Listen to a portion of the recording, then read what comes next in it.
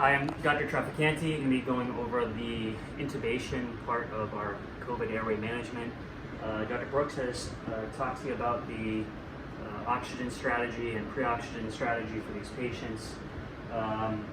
When it comes time to intubate these patients, rapid sequence intubation is going to be the intubation style of choice. Some things to note for these patients. You want to make sure that your head of bed is elevated to about 30 degrees. You can also reverse Trendelenburg the patient. This will increase your view. This will also increase lung capacity for better oxygenation for the patient. Some other things to note is for these patients, you want to make sure that you're in full PPE. That includes a cap, goggles, N95 or better, gown, double gloves, and shoe covers. Everybody in the room should be in that full PPE. Now, as far as for who is in the room, it should be the physician, respiratory therapist, and a nurse. If you're suspecting that you may have a difficult airway, you could consider having some additional physician support outside of the room, either another emergency physician or anesthesia. You should also plan on having another nurse as a runner, just in case you do need something outside the room. Now, one thing that may be helpful is if you turn your cell phone on, call somebody outside the room, and put that in your pocket, just so you have a means to communicate with somebody outside the room. So as far as equipment, we've tried to make this as easy as possible by having a dedicated airway COVID cart. This will be stored in the decontamination room next to bed 15. All right. So what you're going to want to do is grab one of these blue airway boxes. This will have most of the equipment that you will need, including a laryngoscope, Mack and Miller, PEEP valves, Yankauers, end titles, non-rebreather, syringes, stylets, bougies, etc. Now, the only thing that this does not include, and this is extremely important, is these boxes do not have a viral filter or an inline suction included in the packs. These are hanging on the airway cart next to the blue boxes. So here we have our viral filters. Again, these are vital, and inline suction. All right, so you need to grab one of each of these in addition to the blue box. Now, this can be wheeled just outside the room. If you need any additional supplies, everything is here. Now, for the most part, we want to try and stay in a negative pressure room, which is our room 15 here. Again, you really want to try your best to keep them in negative pressure, just for the safety of everybody involved with this procedure, as it can be a high risk for transmission to healthcare workers. All right, so we have to be very careful. Now, besides your intubation pack, the next thing that you'll need is medications. Alyssa's going to show you how you can grab the medication kits. We're going to be using the pre-made trauma RSI packs. Those will have your induction agents, your paralytics, and your post-sedation medications. Now, the medications that we're going to try and stick to would be etomidate and ketamine for induction. When it comes to the paralytic, and this is an important point to make, we recommend using rocuronium, and this will be at a higher dose than we typically use. All right, so the dose that you want to stick to is around 1.5 to 2 mg per kilogram of the patient's actual body weight. All right, this is important for a couple of reasons. One, the higher dose leads to a quicker action of onset of the medication.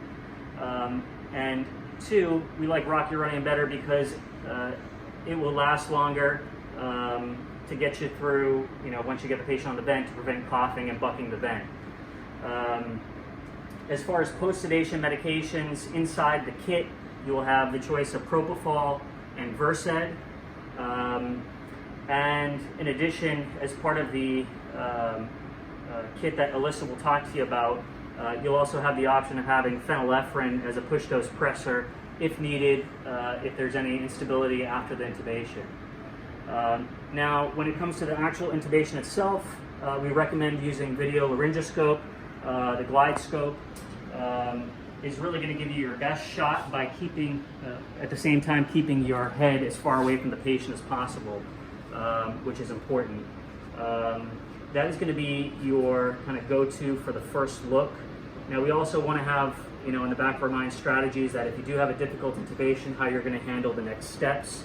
Our recommendation would be that after the first look with a glide scope, another choice would be to, option one, put in a supraglottic airway, such as an eye gel, followed by a viral filter, and maintaining good pressure with the supraglottic device, you can just gently bag the patient. All right, that's option one. Option two would be to have a BVM, but this is extremely important to note also that you want a two-handed vice grip on the BVM mask, and this should be two-person, one person holding the mask, followed by a viral filter, all right, and then the bag itself, and either RT or the physician should be doing gentle bagging. Again, you do not want to be putting a lot of positive pressure into these patients. Option three, if it comes to that point, would be front of airway or front of neck access, criking patients. Keep that in the back of your mind as well. And those tools will be in the cart as well. One thing I want to mention as well is to consider using a clear drape when we intubate these patients. These we will actually have on the cart, so you can easily grab them, just drape it over the patient, just to help prevent aerosolization. We don't know the how effective this is, but it may be worth something considering. Now, after intubating the patient, this is another important point, is the connection needed to the endotracheal tube. All right. So what you're going to need again for this is the viral filter, the inline suction, all right, the endotracheal tube. So this is in the patient now. You have inflated the cuff. All right. You want to go ahead and connect the inline suction first. Okay. Inline suction first, very important. All right. Followed by the viral filter.